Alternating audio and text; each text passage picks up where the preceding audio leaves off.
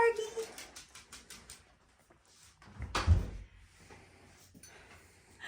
This is Andrea Mowry of Drea Renee Knits, and I just got back from teaching in Montana, and it took a little toll on my voice. So I had every intention of filming I'll Knit If I Want To yesterday, but my throat was a little sore. So this morning I woke up and started thinking I've been putting off the studio tour for years now because I'm not an interior decorator. I think I felt like it had to be that YouTube or Instagram beautiful space, and I decided, you know, that's just not my space. So instead, I'm just going to show you what it is and where I work, and here we are. We've got our matcha, we've got our puppy, and I don't know where I went. And we've got Spicy Pete behind the camera there, and let's show you around. So first let's turn on some lights. So as you may be noticing, it's a little dark in here. I someday would really love to get more windows. I don't know, can you do that? I don't know, but I'm hoping somebody does now, and I can get some more natural light in here. But in the meantime, it's a million lamps. And why don't we start with maybe where the magic happens, over where I knit.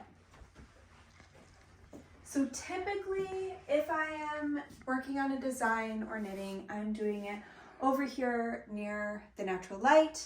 I've had that chair for years and years and years.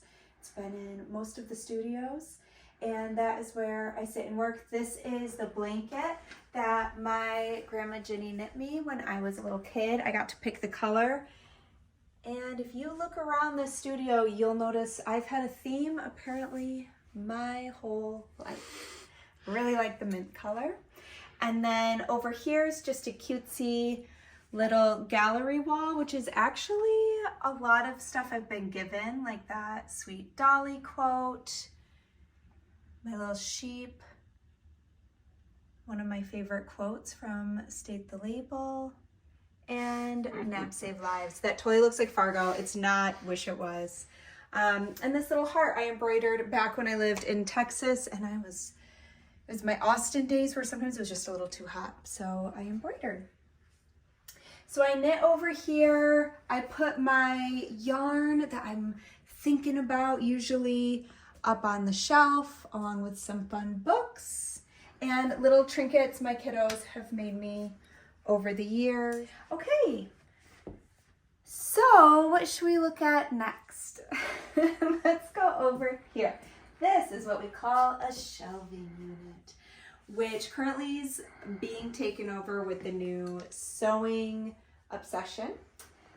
This can rotate throughout the seasons. I tend to go through spinning, and then sewing. So sometimes I'll have like my drum carder up here and my other fiber supplies, but right now it's sewing all the time.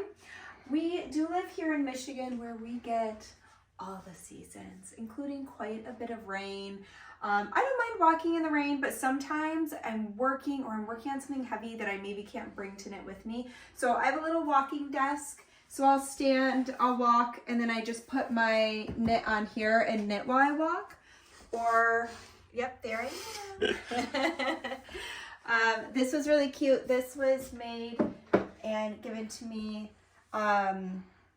This is Crafty is Cool. And you can see she even did like my little hand tattoo. And Find Your Fade. It's a mini Find Your Fade. So, but yeah, I'll work over here. Sometimes it's also my winding station. So I wind my yarn over there. And the Swift is right here. Swatch inspiration over here. And then this studio table was actually made for me by my father-in-law, Peter's dad, Don, and I love it. This is one of my favorite things. It is 4 by 8 feet, so it is very big, but it's perfect. I use it, as you can see, to sew. I have my whole sewing station set up, but I will also wind yarn, block knits. I kind of use it for everything. I have my cutting mat here, my wool pads. These are what I like to press on and iron on for sewing. And then this is my little sewing station. So I have my sewing machine. This is my Bernina and my serger. So sewing, finishing, and then my newest baby for top stitching. This is a heavy duty machine that I'll use for top stitching, jeans, leather, all that stuff. This was made for me by my sister-in-law. Just some artwork. If you scan back over this way, you can see some of my weavings hanging on the wall. I got to make this during a weaving backpack class with Amber Jensen, and then these were practice weavings during a really great class at Harrisville when I first learned to weave. And then over here we have some of my support spindles and, you know, my current spin in progress on those. And then over here is where I am typically filming, and then if I want to. So this is where I do all my computer work. And again, I like to generally, if I'm going to be sitting somewhere in my studio, I kind of try to find the natural light. This is where we obviously need to hang some artwork. And that is kind of it, just little trinkets everywhere. I did think it would be fun. I was talking to some of my sewing friends recently about our method for how we organize and deal with our patterns. So I thought I would show that too, just because it's kind of fun bonus. So we kind of skipped over this. This is my sewing patterns. I know that there's quite a few of them. And what I like to do is I get them printed at a print shop. I use PDF plotting. Some fabric stores do it. You can go to your local paper supply, like I think Staples and Kinko's or FedEx. I don't know if Kinko's is a thing anymore, can do it. But I get them printed on this big A0 paper. And then what I do is I trace my pattern pieces onto Swedish tracing paper. And that's what I cut out. I don't actually ever cut into my paper patterns because I may, you know, our bodies fluctuate, we change sizes, we might want to sew for someone else. I've sewn the penny pullover for both Peter and I, so I want to keep my big pattern intact so I only ever have to print it once. And so that's why I use the tracing paper. And then this is my cue. I have made some of these before, but there are quite a few that I want to make again. And then this basket is my either FOs, things I've already finished, or my whips, my works in progress. And what I do for those is for like the Sandra skirt here, I have the paper pieces. This one's actually all cut and ready to go. And I still have folded up in my fabric my tracing paper pieces. Once I'm completely done sewing it, I'll unroll this and I'll tuck my tracing paper pieces into there, roll it back up and snap a rubber band on it, and then it goes into the finished pile. Then if I ever want to sew it again, I can just open it up, and if I'm making the same size, I can just pull those pieces out. So that's how I do my sewing organization. Over here we have swatches, which you would see quite a few from past releases. We have Stone Crop.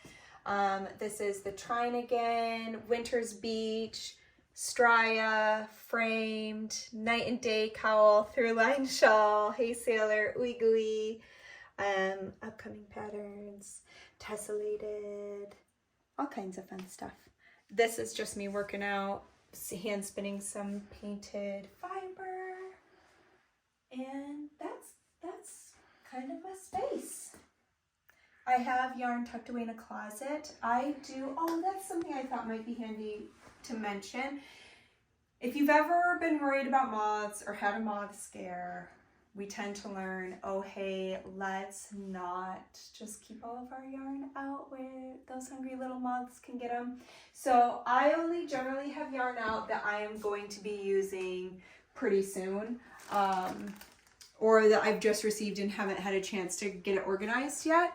But otherwise, all of my yarns and my knits live in a bag and in a bin. I used to have, these shelves used to be filled with yarn, and I loved it. I loved being surrounded by yarn, but we did have a moth scare a few years ago. Thankfully, they did not make it up to my studio, so I didn't lose yarn or my sweaters, but it did teach me a lesson on I'd rather be overly cautious.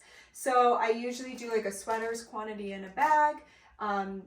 The goal being that if anything ever did get in, I'm keeping everything separated so that it would be minimal damage. and then in the airtight bin. And I talked to some different pest people to get like their top tips. And so that's one of the things that we can do. So that's why all my yarn, you don't really see it out. It's all kind of tucked away. Anything else? Spice Pete? I don't think so. Oh, there's a sneak peek. So I tried to hide upcoming releases so that I didn't spoil anything new coming out, but this is coming out Tuesday, so I'm wearing it. This is one of 4 that I made.